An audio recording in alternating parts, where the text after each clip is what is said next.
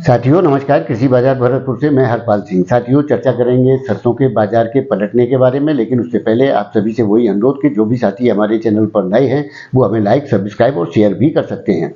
साथियों सरसों के अंदर जो मंदी की स्थितियां थी, हाफ रेट की जो टेंडर जारी हुए थे उनकी बिक्री के चलते सरसों में मंदी का दौर देखने को मिला था और वो मंदी का दौर अब सरसों के अंदर से थम चुका है और रिकवरी की ओर बाजार यानी कि तेजी की ओर अग्रसर हो चुके हैं। साथियों निचला स्तर और ऊपर का स्तर दोनों सरसों के अंदर तय हो चुके हैं। ऊपर स्तर भरतपुर मंडी जो 6025 का स्तर तय कर चुकी है, उसी प्रकार से अब इसका नीचे का बॉटम लेवल भी सरसों में तय हो चुका है कि सरसों कभी भी 5632 भरतपुर मंडी से नीचे बिकने की भविष्य में संभावनाएं प्रतीत नहीं होती हैं, यानी कि टॉप बॉटम तय हो चुके हैं और मंडी सरसों पुनः तेजी की ओर अग्रसर हो चुकी है। जो मंडी कल भरतपुर 5693 रुपये बोली गई थी, वो शाम होते होते 5750 से 5750 के भाव सुनाई दिए। उसी प्रकार से गोयल कोटा जो भाव 5800 रुपये थे, वो 75 रुपये की तेजी के साथ 5875, और उसी तरीके से महेश एडिबल भी 6375 रुपये के भाव कोट किए गए।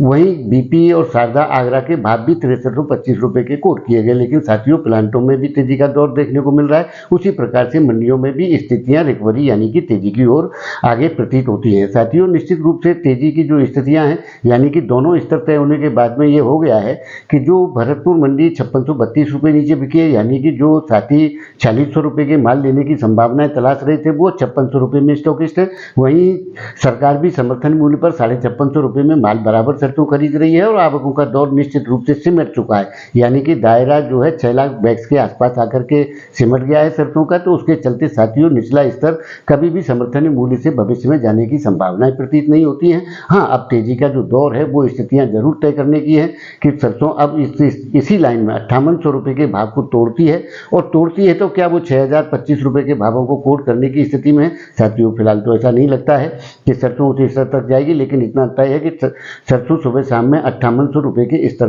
को क्रॉस कर सकती है और उसके बाद में एक ठहराव जैसी स्थितियां सरसों के अंदर देखने को मिल सकती है। क्योंकि साथियों अभी भी वो 6025 का जो मूल्यांकन है उसे ब्रेक करने की स्थिति में सरसों के हालात प्रतीत नहीं होते हैं। हाँ, आगामी भविष्य में निश्चित एक कदम की दूरी ही इसको माना जा सकता है, क्योंकि सरसों की जो स्थितियां हैं 5800 और 6000 की, लेकिन 6025 के स्तर को जब भी सरसों तोड़ेगी निश्चित रूप से 6200 रुपये के घर को क्रॉस करती हुई प्रतीत होती है। तो साथियों निश्चित रूप से सुधारात्मक स्थितियां यानी कि तेजी के जो रुख हैं वो सरसों में निरंतर जैसा कि अनुमान था उसी के हिसाब से देखने को मिल रहे हैं और आगामी दौर में देखने को मिलते रहेंगे, ऐसी इसमें उम्मीद यानी कि संभावनाएं प्रतीत होती हैं। तो साथियों निश्चित रूप से जो ऊपर की स्थितियां हैं और नीचे की स्थितियां तय होने के बाजार अब इसी मूवमेंट में घूमते हुए प्रतीत होते हैं। कोई बड़ी तेजी या बड़ी गिरावट की आशंका फिलहाल के दौर में सरसों में प्रतीत नहीं होती है।